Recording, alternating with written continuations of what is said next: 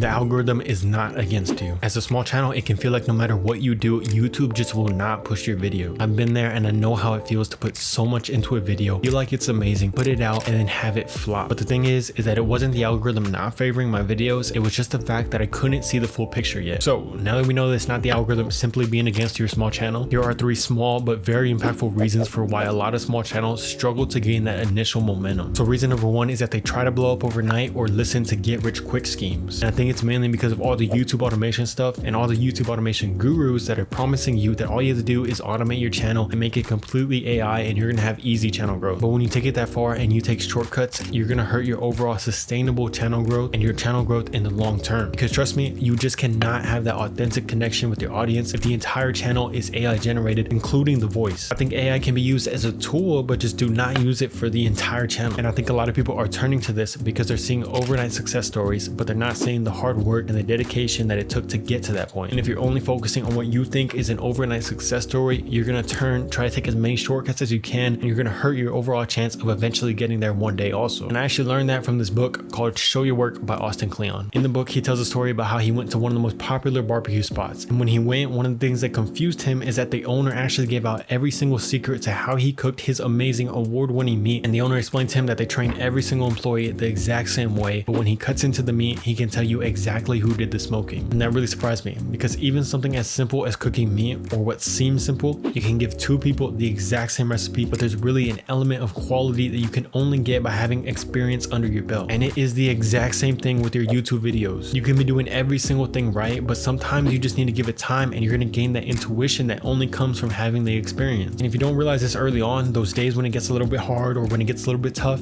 and you feel like quitting, you are going to quit. And all of these get rich quick schemes are making you focus on the short term. And if you keep focusing on the short term, you're going to miss out on the potential personal and financial freedom that YouTube can offer you. So reason number 2 is that they focus on views and subs. And this is one of the main things that a lot of small channels do. They fixate on their sub and view counts. But for me personally, I feel like focusing on the views and subs as an overall metric for how good my video actually did was a mindset that actually ended up hurting my channel. Because look, I understand that views and subs are really good to have, but you really cannot control them even if your video is amazing. And I'm not even excuse myself. When I first came onto YouTube, I would set sub goals, and I felt like when I hit those sub goals that I would know I'm doing a good job. But the thing is that sometimes I wouldn't even be on track at all to hit those sub goals when I thought I was gonna hit those sub goals. And even though I tried my best to fight against it, I could feel it slowly slowing down my overall momentum. And it wasn't until I saw this video by Roberto Blake where I really understood what I should actually be focusing on. In the video, he shows the amount of videos it takes the average channel to get up to different sub marks. And it was that stat that made me realize that I cannot control how many subs or views I get per video, but what I can control is putting as much hard work as I can into getting out consistent, high quality videos for my audience. And eventually over time, that's gonna slowly tip the scales in my favor. And that is something that you can control. And the beauty of it is that it's all up to you at that point. It's how much you really want to do this. Now, I'm not saying that you have to focus specifically on this stat, but I'm saying that you want to just focus on things that you can control, not things that the algorithm or that other people can control. Because then you truly take the power away from the algorithm and you put it back in your hands. And that especially goes for you guys that are blaming the algorithm for why your videos are not doing good. So reason number 3 is that they don't focus on the big picture of their channel. A lot of the time, small creators get caught up in little minute things instead of focusing on the overall broad vision. And overall for me, it's one of the most important things that's really helped me probably the most with creating content. Because when you really focus on that broad vision and where you want to take your channel, it's really going to spark that passion that you have for creating your videos. And one of the worst things that I did was focus too much on each individual video, because all it did is cause frustration. It's like if an author were to get lost in focusing on perfecting a single chapter of their book and they lose track of the entire picture of what they want the book to be. And exactly like an amazing book where each chapter has to be amazing, it has to lead to the overall big picture of the book, your YouTube channel has to do the same. You need to have some kind of overall theme that leads all the videos together. You don't have to think too deep about it, but having some kind of idea is better than having no idea where you want to take your channel. But your channel is really just an ongoing story, and each video you put out is really just a chapter in that story. But that big picture is what keeps the audience engaged to you and your channel. And focusing on that is really going to set successful creators apart. But there is a lot of other reasons why small channels struggle to grow on YouTube. If you want to know some more reasons why small channels struggle to grow on YouTube, then go ahead and click on this video right here.